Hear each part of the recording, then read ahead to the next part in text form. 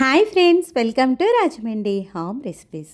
ఈరోజు మన ఛానల్లో నేను చూపించబోయే రెసిపీ పులుపులగా ఎంతో టేస్టీగా ఉండే నారింజకాయ రవ్వ పులిహోర ఎలా తయారు చేసుకోవాలో చూద్దాం. నారింజకాయ సీజనల్గానే దొరుకుతుంది, సి విటమిన్ ఎక్కువగా ఉంటుంది, ఆరోగ్యానికి కూడా చాలా మంచిది. రవ్వ పులిహోర పొడిపొళ్ళాడుతూ రావాలి అంటే ఎలాంటి టిప్స్ ఫాలో అవుతూ చేయాలో ఇప్పుడు ప్రాసెస్ అయితే చూసేద్దాం. దీనికోసం నేను ఇక్కడ ఒక గ్లాస్ నిండా రవ్వ తీసుకుంటున్నా. రవ్వ తీసుకునేటప్పుడు బాగా సన్నగా ఉండే రవ్వ కాకుండా మీడియం కన్సిస్టెన్సీలో ఉండే రవ్వను తీసుకుంటే పులిహోర పొడిపొళ్ళాడుతూ వస్తుంది.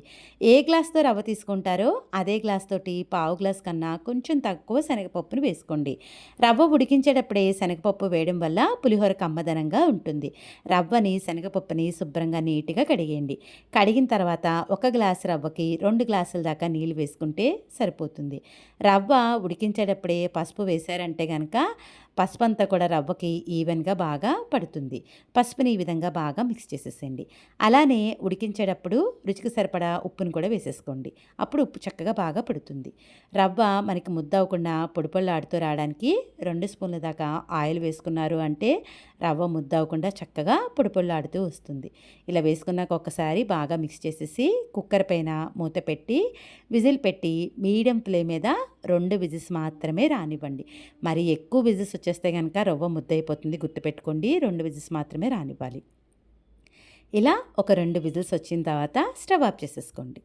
ఇది ప్రెజర్ పోయేలోగా నారింజ రసం తీసుకుందాం. 3 లేదా 4 నారింజకాయలు తీసుకొని శుభ్రంగా కడిగేసి నారింజకాయని ఈ విధంగా హాఫ్కి కట్ చేసుకోండి. నారింజకాయలో ఉండే పులుపుని బట్టి రసం అనేది తీసుకోవాలండి. ముందైతే ఒక 4 కాయల దాకా కట్ చేస్తున్నా.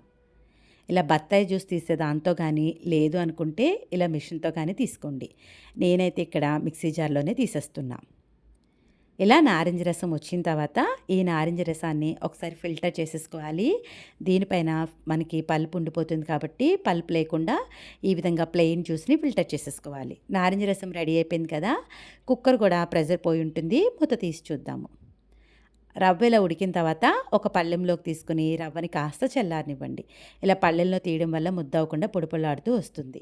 తీసి పెట్టుకున్న నారింజ రసాన్ని కొద్దిగా మాత్రమే వేసుకోండి. ఒకేసారి మొత్తం నారింజ రసం వేయొద్దు. ఒక్కొక్క నారింజకాయ చాలా పులుపు ఉంటుంది. అందుకని ముందు సగం మాత్రమే జ్యూస్ వేసుకొని రవ్వలోకి నారింజ రసం అంతా కూడా బాగా కలిసేలాగా కలుపుకోండి. ఇలా కలుపుకున్న తర్వాత పులుపుని చెక్ చేసి అవసరం అనుకుంటే మరి కొద్దిగా నారింజ రసం వేసుకోండి. చూస్తున్నారు కదా, ఇలా నారింజ రసం ఒకేసారి వేయకుండా చూసుకుని వేసుకోవాలి. నారింజ రసం అంతా కూడా రవ్వలోకి బాగా కలిసిపోయింది. ఇప్పుడైతే మనం పులిహోరకి పోపు పెట్టుకుందాం. స్టవ్ ఆన్ చేసి ప్యాన్ పెట్టి ఆయిల్ వేసుకోండి. ఆయిల్ హీట్ అయిన తర్వాత 1 స్పూన్ దాకా ఆవాలు వేసుకోవాలి. ఆవాలు ఈ విధంగా చిటపటలాడిన తర్వాత 1 స్పూన్ దాకా మినపప్పును కూడా వేసేసుకుంటున్నా. పులిహోరలకి ఎప్పుడైనా కూడా గ్రౌండ్నట్స్ ఎక్కువగా వేసుకుంటే పులిహోర కమ్మదనంగా ఉంటుంది. 4 స్పూన్ల దాకా గ్రౌండ్నట్స్ వేసుకొని 1 స్పూన్ దాకా శనగపప్పును వేసుకుంటే సరిపోతుంది. లో టు మీడియం ఫ్లేమ్లో పెట్టుకొని పోపుని మాడకుండా ఫ్రై చేసేసుకోండి. పోపు ఈ విధంగా కొంచెం వేగిన తర్వాత కొద్దిగా జీడిపప్పును కూడా వేసుకోండి. జీడిపప్పు పలుకులు తగులుతూ తిన్నప్పుడు చాలా బాగుంటుంది.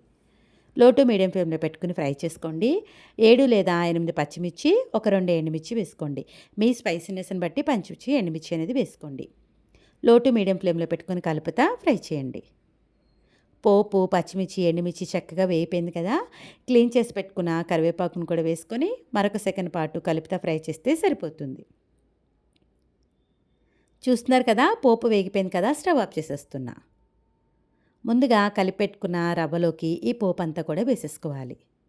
ఇలా మొత్తం పోపు వేసిన తర్వాత పోపు అంతా ఈవెన్గా కలిసేలాగా రవ్వలోకి కలిపేసుకోండి. పులిహోర ఎప్పుడైనా కలిపే విధానం రుచికి సరిపడ ఉప్పు, రుచికి సరిపడ పులుపు ఉంటేనే బాగుంటుంది. చూడండి, రవ్వలోకి పోపు అంతా కూడా బాగా కలిసిపోయింది. చూస్తున్నారు కదా, రవ్వ కూడా ఎక్కడ కూడా ముద్ద అవ్వకుండా చక్కగా పొడిపొళ్ళాడుతూ వచ్చేసింది. నారింజకాయతో రవ్వ పులిహోర తయారు చేయడం ఇంత ఈజీయా అనిపించింది కదా. వీడియో నచ్చిందా? అయితే ఒక్క లైక్ ఇచ్చేయండి. మీరిచ్చే లైక్ వల్ల మన వీడియో ఇలాంటి మరికొంతమందికి అయితే రికమెండ్ అవుతుంది.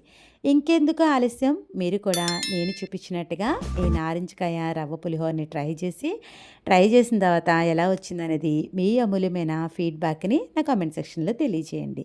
ఇది మీరు బ్రేక్ఫాస్ట్ రెసిపీకైనా చేసుకోవచ్చు, ఈవినింగ్ డిన్నర్కైనా చేసుకోవచ్చు. మీ అందరికీ నా వీడియో నచ్చిందని అనుకుంటున్నాను. Thanks for watching my video. Please like, comment, share, subscribe my channel.